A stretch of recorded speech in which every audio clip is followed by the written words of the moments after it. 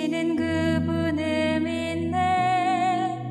무엇으로 주를 섬길지 어디로 가야 할지 헤매이는 나를 아시고 길을 여시네. 내 삶은 주의 것, 내 삶은 주의 것, 온전한 신뢰를 주께 드리네.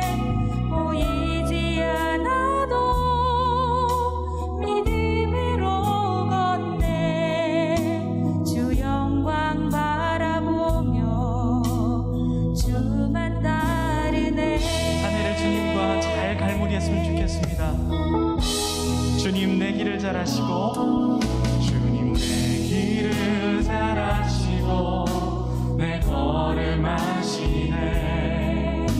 어둠에서 빛을 내시는 그분을 믿네.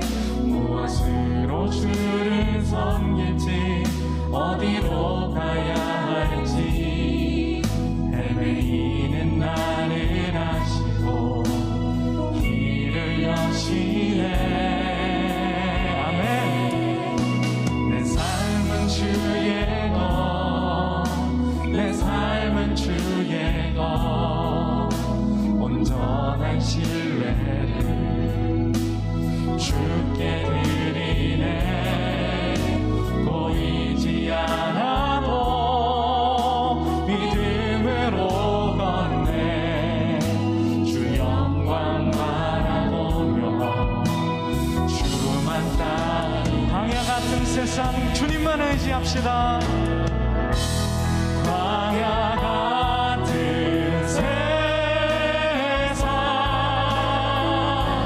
주만 의지하며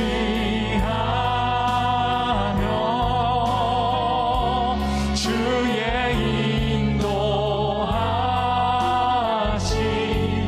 날 강건케 하시며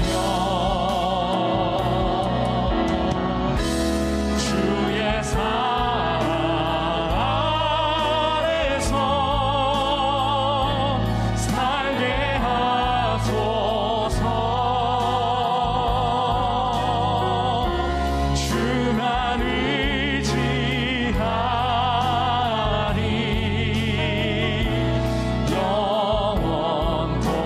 영원토록. 다시 한번 광야 같은 세상, 광야 같은 세상 주만 의지하.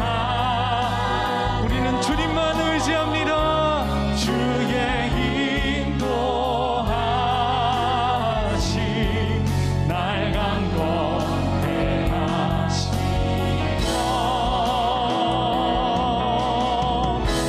주의 사랑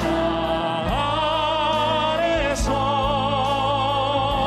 살게 하소서. 주만 의지하리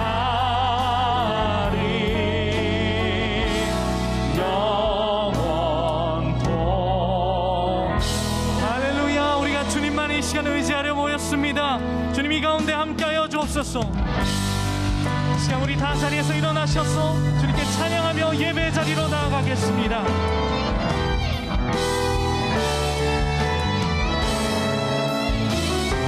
주 영광 여기 임하사 열방 향해 그 빛 비추소서.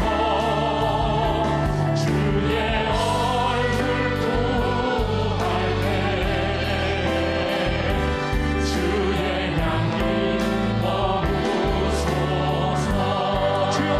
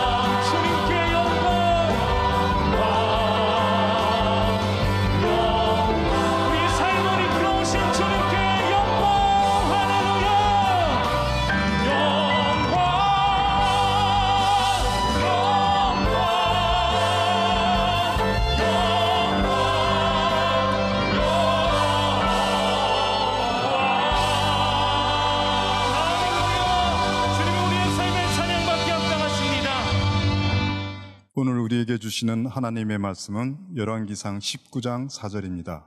열왕기상 19장 4절입니다. 자기 자신은 광야로 들어가 하루 길쯤 가서 한 로뎀나무 아래에 앉아서 자기가 죽기를 원하여 이르되 여호와여 넉넉하오니 지금 내 생명을 거두시옵소서. 나는 내 조상들보다 낫지 못하니이다 하고, 이는 살아계신 하나님의 말씀입니다.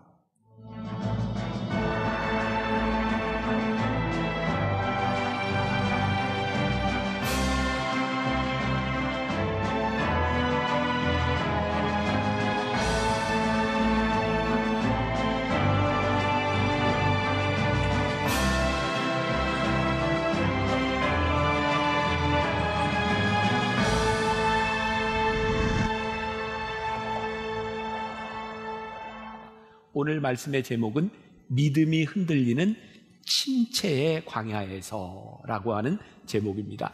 어제 말씀 혹시 어떤 광야였는지 기억나세요? 상실의 광야. 네, 아시리라 생각해요.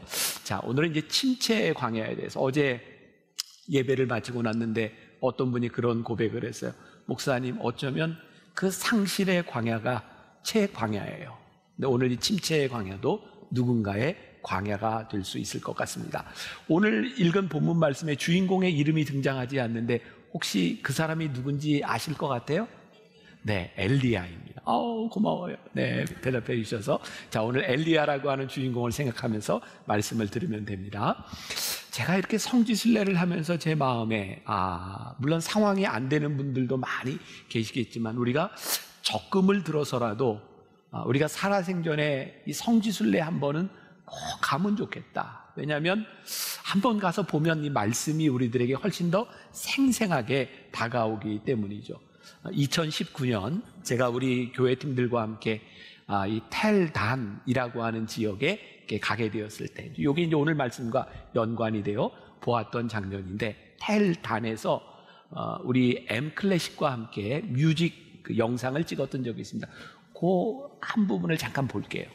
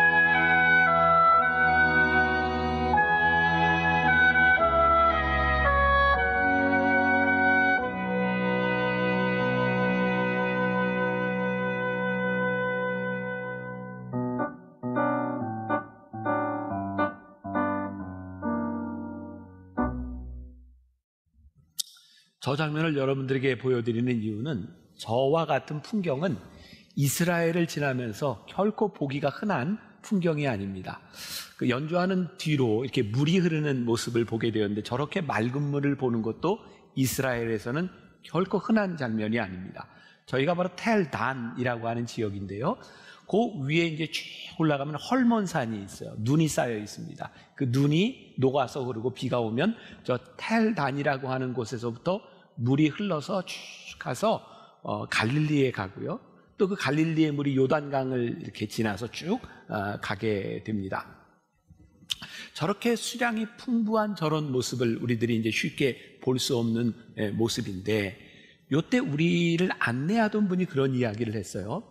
몇 해 전까지만 해도 이 물이 다 말라서, 여러분 갈릴리 호수가 굉장히 큽니다. 물도 맑고 갈릴리 물이 다 말라서 큰 위기에 처한 적이 있답니다. 그런데 가이드가 이야기하기를 그 가뭄의 원인이 한국 사람 때문이라는 거예요. 아니, 이스라엘의 가뭄이 왜 한국 사람 때문? 자, 저희가 방문했던 저 시기가 3월에서 4월 요 시기입니다. 성지순례의 가장 좋은 때가 3월에서 4월입니다. 그때가 우기이기도 하고요, 그 꽃이 피어나는 시기이기도 합니다. 우리 휴가철인 여름에 가면 정말 황량한 광야들이 보이고요. 무지무지하게 덥습니다. 대부분의 한국 사람들이 부활절을 전후해서 요 좋은 시기에 가는데요. 이제 버스를 타고 이제 성주순례를 하기 위해서 탈 때마다 사람들이 다 기도하고 출발합니다. 그런데 똑같은 기도를 하는 거예요. 오늘 비가 오지 않게 하여 주옵소서.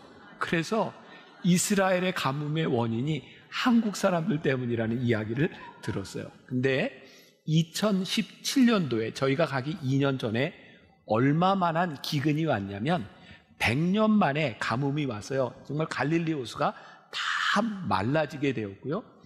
중요한 건 기상청에서 예보를 하는데 그 이후에도 비가 올 가능성이 보이지 않았다는 거예요. 그때 농림부 장관이 이스라엘 각지에 흩어진 모든 회당에 공문을 보내서 비가 오도록 기도하라라고 하는 호소문을 내렸고, 그해 12월 28일 예루살렘의 통곡의 벽에 사람들이 모여서 비가 오기를 기도하기 시작했어요. 놀랍게도 1월 1일에 비가 내렸고, 비가 얼마나 많이 내렸는지 홍수가 날 정도로 비가 많이 왔다는 이야기를 합니다. 제가 왜 이 이야기를 하는가? 오늘 말씀의 주인공인 엘리야 그리고 85명의 이방 선지자들이 33년 6개월 동안 비가 오지 않는 가뭄 가운데서 비가 오도록 기도하는 영적 대결이 일어났었어요. 바로 그러한 일이 그렇게 이스라엘에서는 종종 있을 수 있는 그런 일이었다는 거죠. 그런데 오늘 여러분들이 잘 아는 거지만 엘리야가 이 싸움에서 승리를 합니까? 승리를 못합니까? 승리해요. 완전한 승리를 합니다. 그런데 이 승리를 통해서 엘리야는 승리한 사람이 된 것이 아니라 믿음이 흔들리는 침체의 광야에 빠지게 됩니다.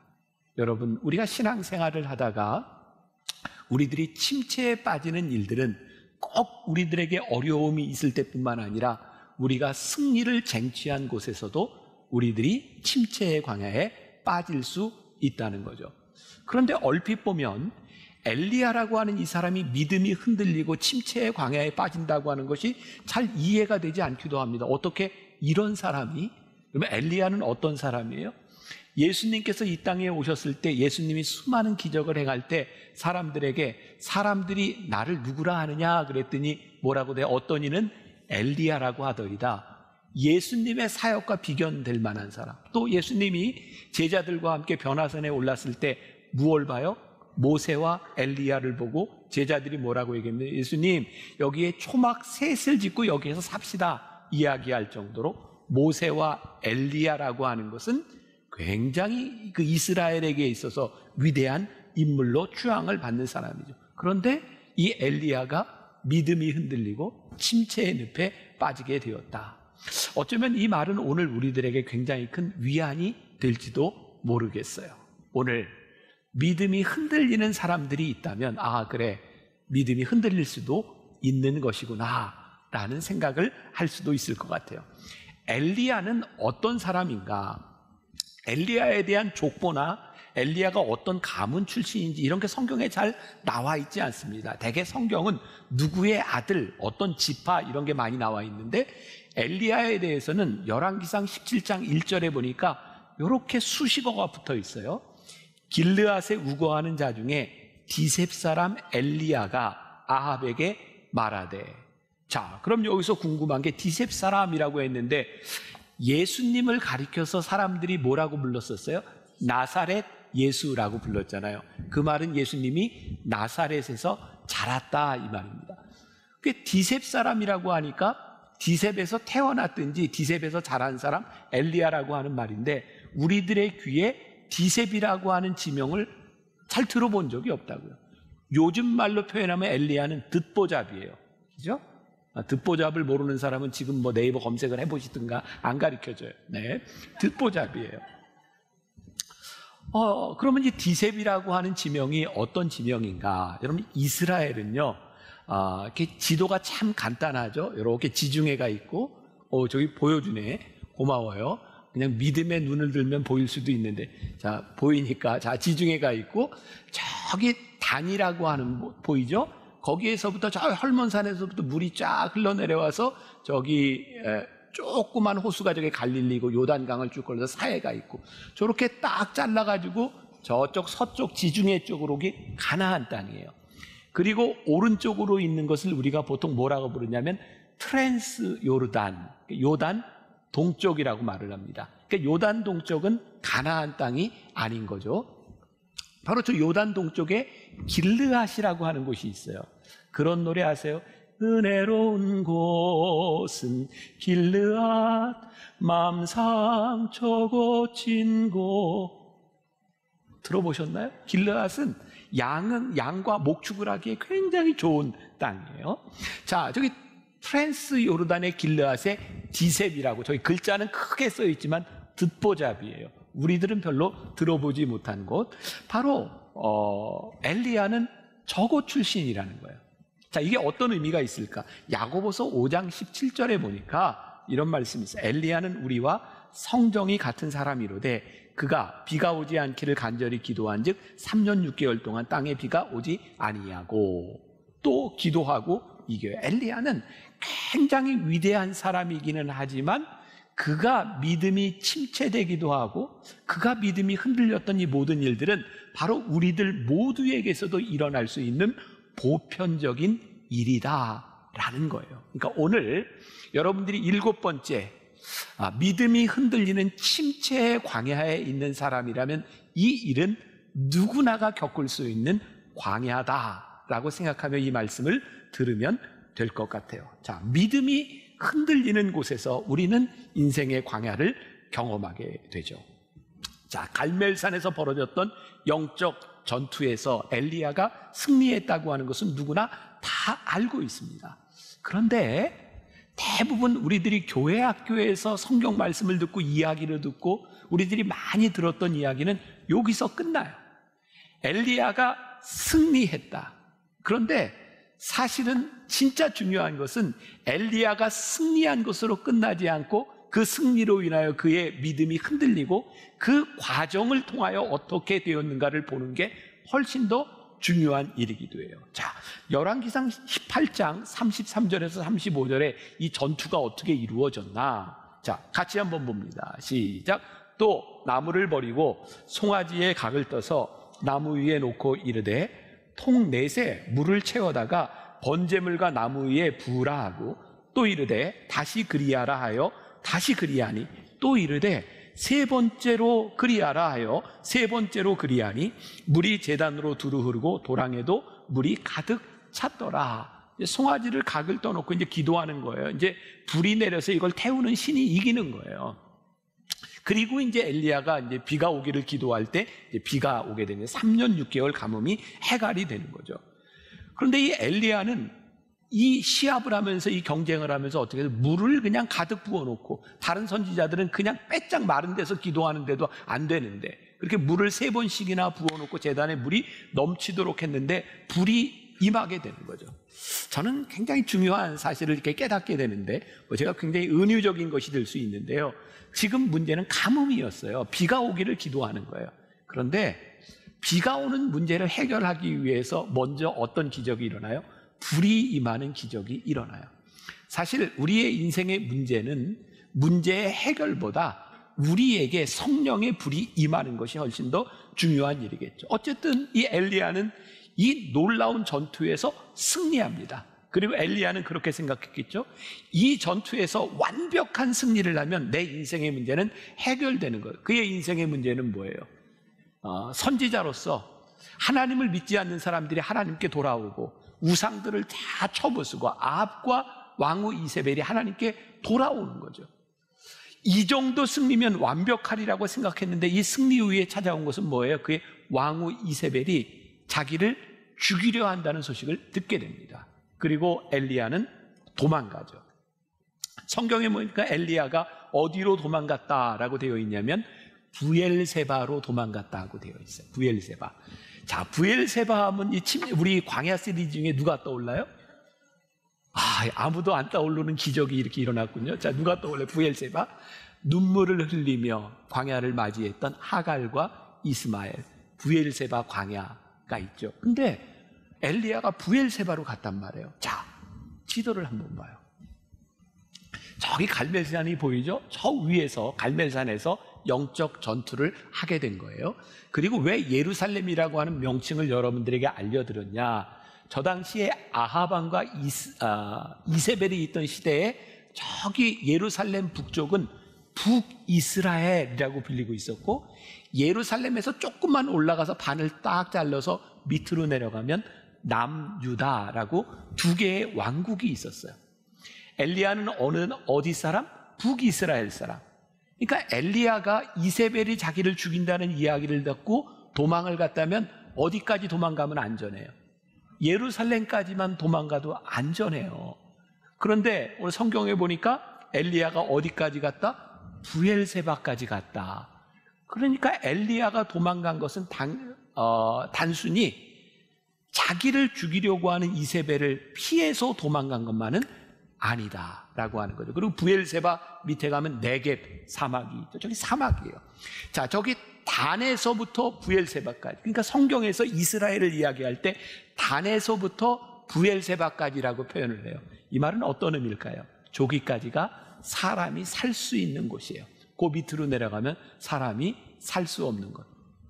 세상에 이렇게 설교 시간이 이렇게 자세히 가르쳐줘. 이야, 참 성경을 보는데 도움이 되겠죠. 저 이렇게 막 열심히 가르치는데 별로 감동도 안 하시는 것 같고. 네.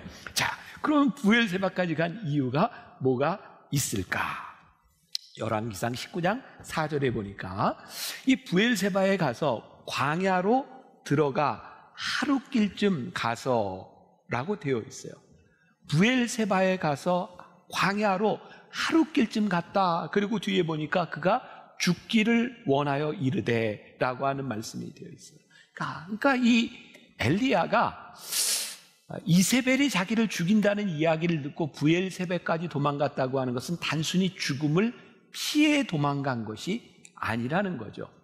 그리고 부엘세바에서 하루쯤 이렇게 사막 안으로 깊숙이 들어가는데 낙타도 타지 않고 나귀도 가지지 않고 물도 준비하지 않고 음식도 준비하지 않고 하루길 깊숙이 사막 안으로, 광야 안으로 들어갔어요. 왜요? 죽으려고. 그는 이 순간에 자살을 생각하고 있었어요. 제가 이 말씀 원고를 쓰던 그때가 딱 박원순 시장이 자살을 하던 그때 제가 원고를 쓰고 있었던 것 같아요. 제 원고를 보니까 그때 방송에서 어떤 사람들이 이제 자살에 대한 이야기들을 쭉 하는데 한 전문가가 이런 말을 하더라고요. 박원순 시장이 집을 나와서 산으로 갈 때 그는 살고자 하는 열망이 굉장히 컸을 겁니다. 근데 거기서 모든 희망이 끊어질 때 그는 거기에서 죽었을 겁니다. 그러니까 사실 죽음을 향해 간다고 하는 것은 삶의 간절함, 그것을 지나서 모든 것을 포기하는 상태에 이르게 되는 거죠. 아마 오늘 말씀은 이렇게 우울증을 앓고 있는 분들에게 또 이 말씀이 굉장히 중요할 것 같아요. 우울증을 앓고 있는 분들은 자신의 삶을 굉장히 비관적으로 보게 됩니다. 저는 한 3년 정도 우울증을 굉장히 심하게 앓았던 사람의 우울증, 공황장애 굉장히 심하게 앓았어요. 여러분 우울증 증세 아시죠? 우울증에 걸리면 우울해요. 이유 없이 우울합니다. 여러분 사람은 누구나 우울한데요, 우울증에 걸리면 이유 없이 우울하고 그 우울증으로 인하여 삶의 의욕들을 상실하게 돼요. 삶을 굉장히 비관적으로 보게 되는 거죠. 지금 내가 처한 이 환경보다 나를 더 훨씬 비관적으로 보게 되고 그것이 충동적으로 가면 목숨을 끊게 되는 거예요. 우리들 모두는 이 우울증의 가능성을 가지고 있는 사람이죠. 우울증은 단순히 정신적인 문제, 그것이 아니라 우리들의 삶이 굉장히 곤고해지고 피폐해지고 내 육신이 이 환경들을 견디지 못할 때 우울증이라고 하는 증세들이 우리들에게 찾아오니까 그 우울증에 걸리는 것은 어쩌면 우리들의 한계를 벗어난 곳에서 우리들에게 찾아오는 것이죠. 그리고 이 우울증이라고 하는 감정 때문에 우리들의 믿음이 흔들리는 침체의 광야를 지날 수 있어요. 그런데요, 이 침체의 광야에서 엘리야가 그랬던 것처럼 우리 그리스도인들의 생명력, 엘리야가 침체의 늪에 빠져 자살을 생각할 만큼 우울증에 빠져 있다고 하는 것이 거기서 끝나는 것이 아니라 엘리야의 생명력은 로뎀나무 아래서 하나님 앞에 푸념하고 있을 때 그와 하나님 사이에 끈이 연결되어 있었다는 거예요. C.S. 루이스의 순전한 기독교에 보면 그리스도인의 생명력에 대해서 이런 말을 하고 있어요. 제가 조금 읽어드릴게요.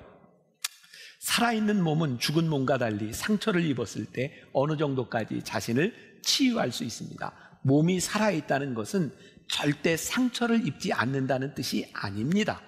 어느 한도까지는 스스로 회복할 수 있다는 뜻입니다. 마찬가지로 그리스도인이란 절대 잘못을 저지르지 않는 사람이라는 뜻이 아니라 넘어질 때마다 회개하고 다시 일어나 몇 번이고 새롭게 시작할 수 있는 사람, 그 사람이 그리스도인이라는 뜻입니다. 엘리야에게 우울증이 찾아왔던 것 같아요. 근데 이 우울증은 가만히 보면 어떤 동기들이 있어요. 내가 많이 힘들거나 어쩌면 누가 나를 이렇게 툭 건드리는 아주 중요한 동기들이 있는 거죠. 여러분 한번 생각해 보세요. 엘리야에게 우울증이 찾아올 수 있었던 그 동기가요, 엘리야가 얼마나 힘들게 이 이방신들과 싸우며 그 여정을 지나왔어요. 그리고 850대 1로 싸울 때 엘리야는 어떤 생각을 했을까요? 요번 싸움에서만 이기면 모든 문제가 해결되는 거야. 그런데 그가 생각했던 완벽한 승리가 모든 문제를 해결해 준 것이 아니라 이세벨이 자기를 죽이려 한다는 거였어요. 가만히 보니까 우리를 침체의 늪으로 빠져들게 하는 일들이란 결국 내가 원하는 결과들을 갖지 못했을 때 우리를 굉장히 침체하게 만든다는 거죠. 그러니까 여러분, 우리들이 이렇게 우울증에 걸린다고 하는 것은 우리들이 그 우울할 만한 이유들을 우리들이 가지고 있다는 거예요. 그런데 이 우울증에 끌려서 죽기를 원했던, 자살을 시도했던 이 엘리야가 은혜의 그늘을 만난 거예요. 자, 오늘 우리들에게 은혜의 그늘은 무엇일까요? 제가 어저께 참 감사했던 것은 토요 예배를 이렇게 드리고 났는데 예배 드리면서 이렇게 댓글을 올린 사람들 보니까 오늘 예배를 드리며 이 예배가 저에게 로뎀나무입니다 라는 고백을 보고 너무 감사했어요. 저는 오늘 이 예배 가운데도 누군가에게 오늘 우리가 부른 찬양과 기도와 말씀이 로뎀나무가 되었으면 좋겠어요. 자, 열왕기상 19장 4절에 보니까 같이 봅니다.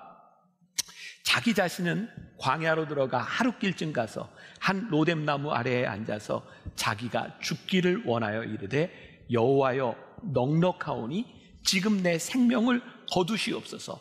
나는 내 조상들보다 낫지 못하나이다 하고. 여러분 이 상황을 보세요. 푸념을 하고 있는 거야. 모르겠어요. 엘리야가 막 하나님 앞에 큰 소리로 했는지 작은 소리로 했는지 더 이상 살고 싶은 가능성이 없다는 거죠. 자, 여기서 로뎀나무라고 하는 것, 여러분들 로뎀나무라는 말을 참 많이 들어보셨죠? 어떤 교회는 로뎀나무 교회도 있어요. 어떤 카페, 로뎀나무 카페도 있어요. 우리들이 생각하는 로뎀나무라고 하는 게 푸르른 나무 밑에 쫙 앉아서 쉬는 모습을 생각할지 몰라요. 자, 사진을 좀 보여드릴게요. 자, 광야에 가면 저런 나무가 있어요. 또 하나의 사진을 보여주세요. 이런 나무가 있어요. 요게 로뎀나무일지 조금 아까 보여준 게 로뎀나무일지, 저는 요 그림이 요 그림이 로뎀나무에 훨씬 더 가까우리라고 생각하는데 NIV 영어 성경에 보니까 로뎀나무를 브룸트리라고 번역을 하고 있는데 이 브룸트리는 1년생 쌀이나무예요. 생각해 보세요. 엘리야가 하룻길쯤 이렇게 쫙 사막 안으로, 광야 안으로 하룻길쯤 갔는데 로뎀나무를 만났어요. 근데 그 로뎀나무가 저 쌀이나무인 거예요. 저기에 누워서 하나님께 나 죽었으면 좋겠습니다 라고 하는 저 로뎀나무 그늘이 얼마나 큰 그늘이겠습니까? 그런데 저는요 굉장히 놀라운 사실을 하나 발견하게 되는데, 우리들이 믿음이 흔들리는 침체의 늪에서 저 작은 로뎀나무, 저걸 만났을 때 그게 우리들에게 은혜의 그늘이 될 수 있구나.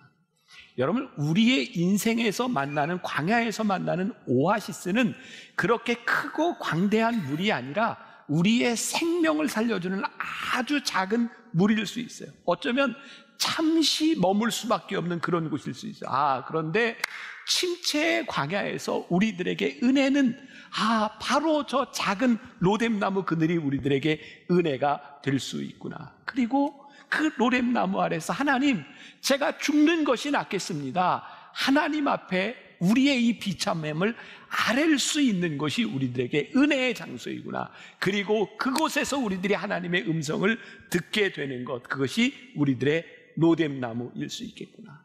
그 로뎀나무 아래서 어떤 일이 일어나요? 열왕기상 19장 5절. 로뎀나무 아래에 누워 자더니 천사가 그를 어루만지며 그에게 이르되 일어나서 먹으라 하는지라. 천사가 나와서 엘리야에게 발로 툭툭 차면서 야, 기도해. 너 그러고 있을 때가 아니야. 금식해. 이러지 않고 그를 어루만지시며 그를 먹이시고 그를 위로하는 모습을 보게 돼요. 여러분, 우리 주변에 혹시 내가 누군가가 침체의 늪에 빠져서 믿음이 흔들리고 있을 때, 제가 목사가 이런 얘기 해도 되는지 모르겠어요. 어쩌면 그 사람에게 필요한 것은 금식해, 새벽 예배 나가라고 하는 것이 아니라 어루만져주고 그를 먹이는 위로의 손길이 더욱 필요할 때가 있다는 거예요.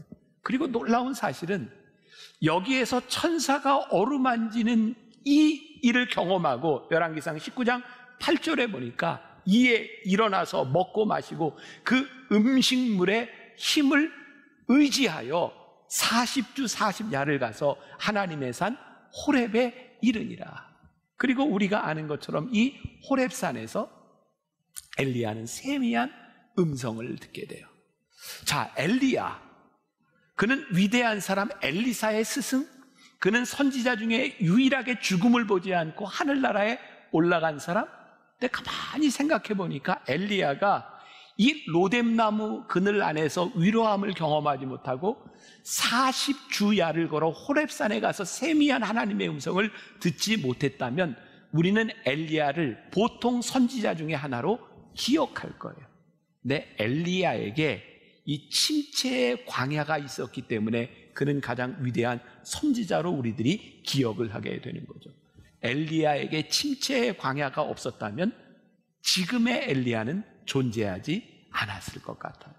저는 오늘 굉장히 중요한 교훈을 하나 깨닫게 됩니다. 우리의 믿음이 우리들의 삶이 침체의 광야를 걷고 있을 때 그때는 위로가 필요한 순간이구나. 보듬어주는 그 손길이 필요한 순간이구나. 그것을 힘입어 40주야를 걸어 호렙산에서 하나님의 세미한 음성을 경험하게 되는 거죠. 우리가 1년 동안 함께 나누었던 주님은 나의 최고봉 오스왈드 챔버스의 전기 순종의 길에 보면 그런 이야기가 나와요.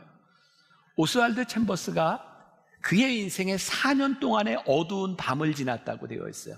그런데 그 기간에 오스왈드 챔버스는 여전히 사역을 했고 사역의 결과와 열매가 있었어요. 사람들은 오스왈드 챔버스를 칭찬합니다. 그런데 그때 오스왈드 챔버스는 영적으로 가장 어두운 시간들을 지나고 있었어요.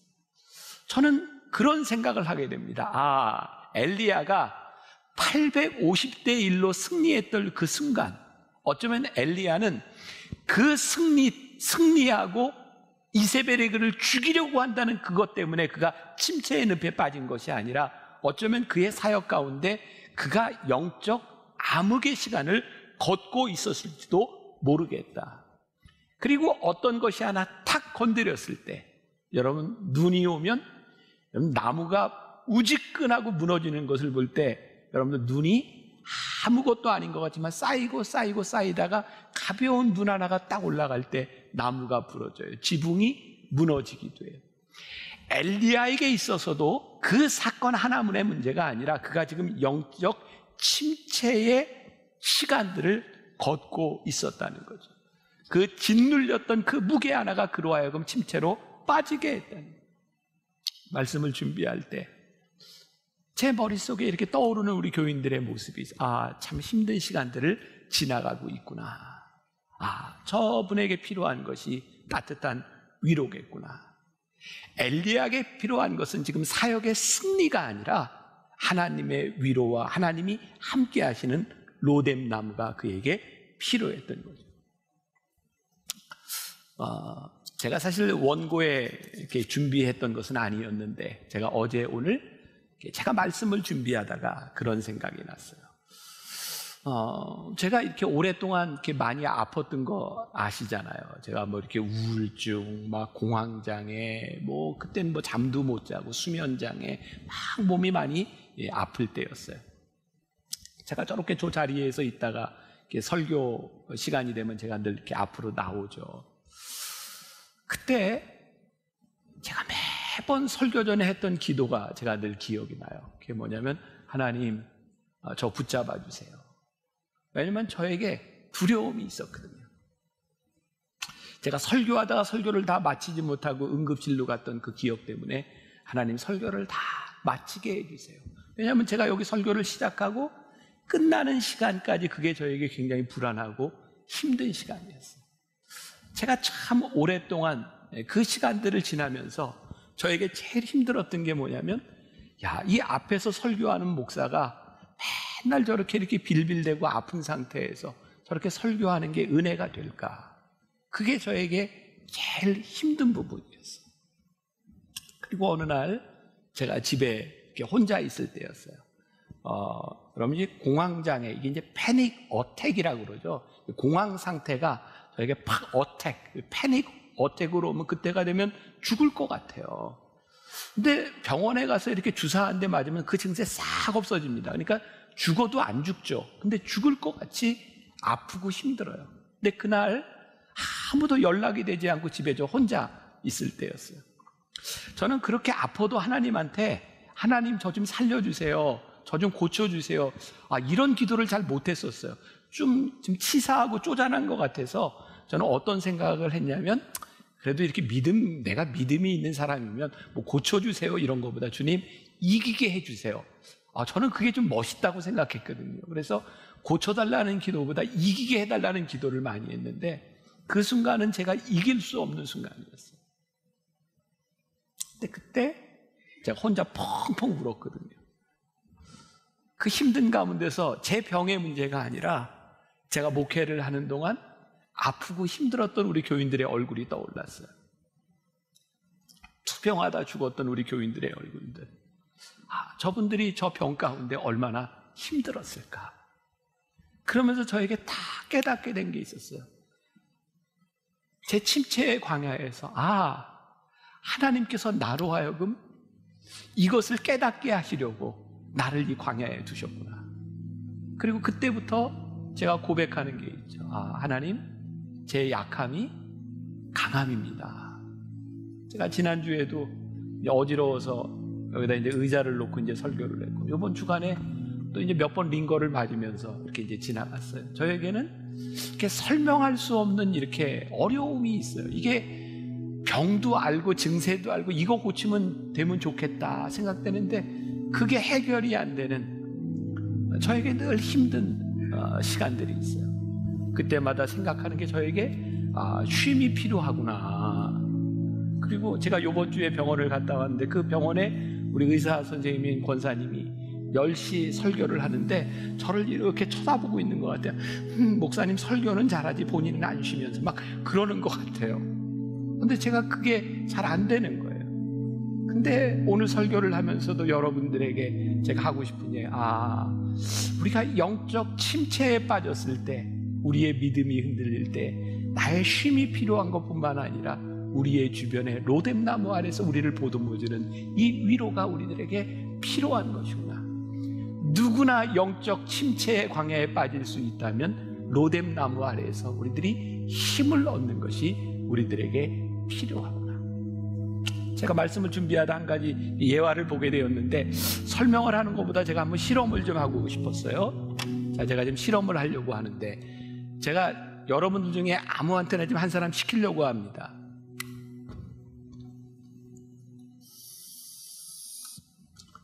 자, 조용구 권사님 잠깐 나와 보세요. 네. 너무 당황하지 마시고. 네. 자, 이 라인에 손을 대지 마시고 이 라인을 건들지 마시고 이 라인을 짧고 굵게 한번 만들어 보세요.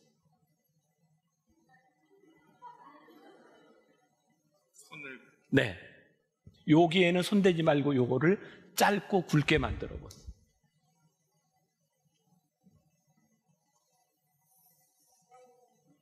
오, 훌륭합니다. 짧고 굵게. 네. 오, 제가 그냥 갑자기 시킨 거거든요. 어유, 훌륭하셨어요. 네. 들어가세요. 네. 이 선을 짧게 만드는 방법은, 손 대지 않고 만드는 방법은 긴 줄을 그면 요게 짧아집니다. 그런데 여기 좀 굵게까지 만들었다면 더 좋았을 걸. 네. 이렇게 좀 굵게. 이런 예화가 있었어요. 어떤 수도원의 원장이 제자들에게 이야기합니다. 이렇게 줄을 하나 딱 거놓고 제자들에게 이 선에 손대지 말고 짧고 굵게 만들려고 아무도 못하는 거예요. 어우, 굉장히 놀랐어요. Excellent. 네, 어우, 네. 근데 그때 다 못하고 있는 한 제자가 붓으로 아주 굵고 긴 줄을 긋습니다. 굵고 긴 줄을 그니까 그 줄이 짧아지고 가늘어지는 거예요. 여러분, 우리의 인생의 문제는요, 그 문제를 건드려서 해결되지 않습니다. 저는 오늘 침체의 광야, 오늘 우리들의 문제를 붙들고 씨름하는 것이 아니라 우리를 찾아오셔서 위로하시는 하나님의 위로와 로뎀나무가 우리들에게 필요해요. 그리고 이 로뎀나무 아래에서 그 주님의 인도하심을 받은 엘리야가 저 호렙산에 가서 아주 조용한 가운데 세미한 음성을 듣습니다. 아주 세미한 음성. 여러분들을 위로하시고 여러분들을 붙드시고 여러분들에게 힘을 주시는 세미한 음성. 그리고 우리는 이렇게 고백하게 됩니다. 하나님, 침체의 광야가 침체로 끝나는 것이 아니라 나를 회복시켜 주실 뿐만 아니라 나를 하나님께서 새롭게 부르시는 것. 침체의 광야의 그 침체가 하나님, 이것이 나에게 하나님의 은혜의 순간이었군요. 저는 그렇게 고백하니까 그래서 종종 당황스러운 거죠. 여러분들이 목사님은 이렇게 좀 아플 때 설교하면 훨씬 더 은혜스러워요. 그런가 봐. 하나님의 위로와 하나님의 인도하심을 경험하는 것이 우리들에게 은혜구나. 이 침체의 광야 가운데서 로뎀나무 아래 여러분들 어루만지시는 하나님의 은혜가 임하기를 주님의 이름으로 간절히 축원합니다. 자, 오늘은 우리가 찬양을 하나 좀 들었으면 좋겠어요. 로뎀나무 아래라고 하는 찬양인데 우리 소정호 형제의 목소리로 여러분들을 위로하는 로뎀나무가 되면 좋겠습니다.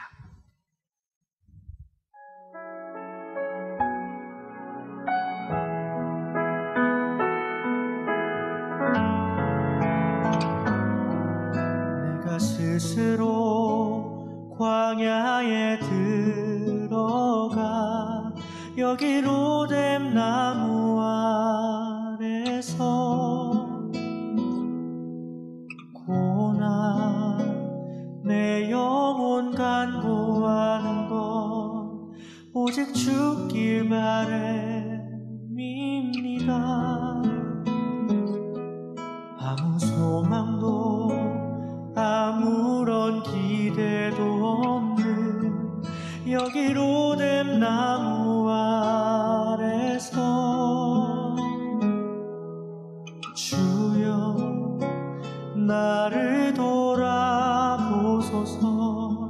주여 나를 도와주소서.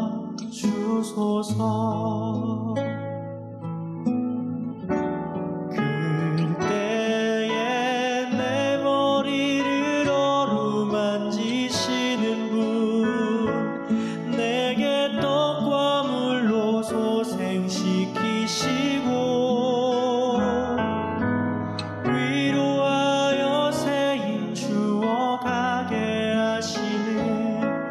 여기 로뎀나무 아래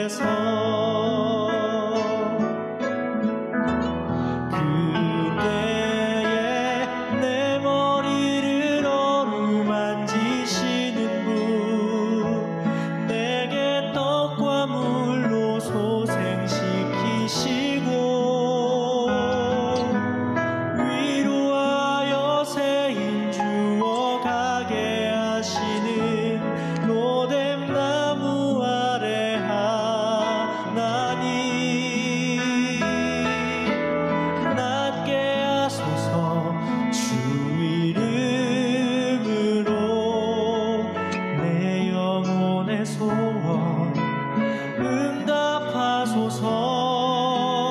낫게 하소서. 주의 손으로 여기로 된 나무 아래서 낫게 하소서. 주 이름으로 내 영혼의 소원 응답하소서. 낫게 하소서. 주의 손으로 여기로 된 나무 아래서 여기로 된 나무 아래서 여기로 된 나무 아래서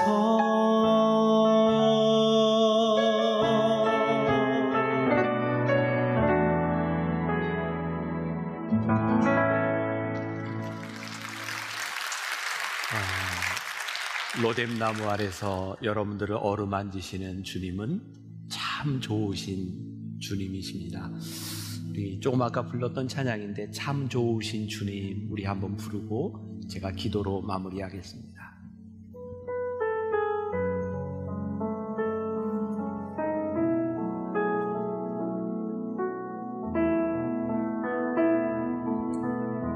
참 좋으신 주님 귀하신 나의 주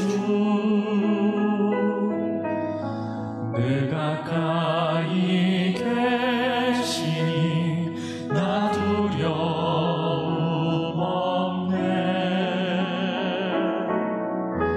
내 영이 고날 때 내 맘 낙심될 때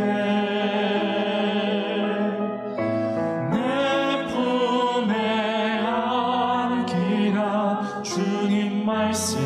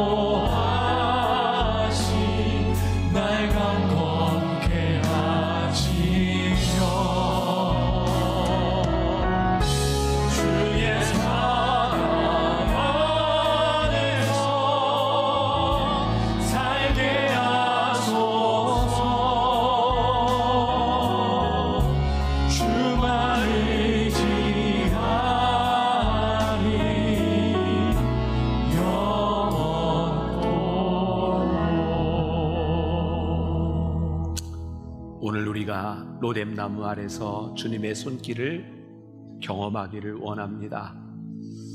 하나님을 예배하는 성도 중에 우울증으로 또 낙심되고 우리의 믿음이 흔들리고 침체된 가운데 이 험한 광야의 시간들을 지나는 사람들이 있습니까? 하나님 그 침체의 광야에서 로뎀나무 만나게 하시고 우리를 위로하시는 주님의 손길을 만나게 하시고 그곳에서 새롭게 출발할 수 있는 새 힘 주시는 주님과 함께 침체의 광야를 벗어나 새로운 능력 있는 삶을 살게 하여 주옵소서. 하나님이 우리를 이 침체의 광야에 머무르시게 하신 이유가 있구나. 이것이 내 인생의 은혜요? 내 약함이 강함이구나.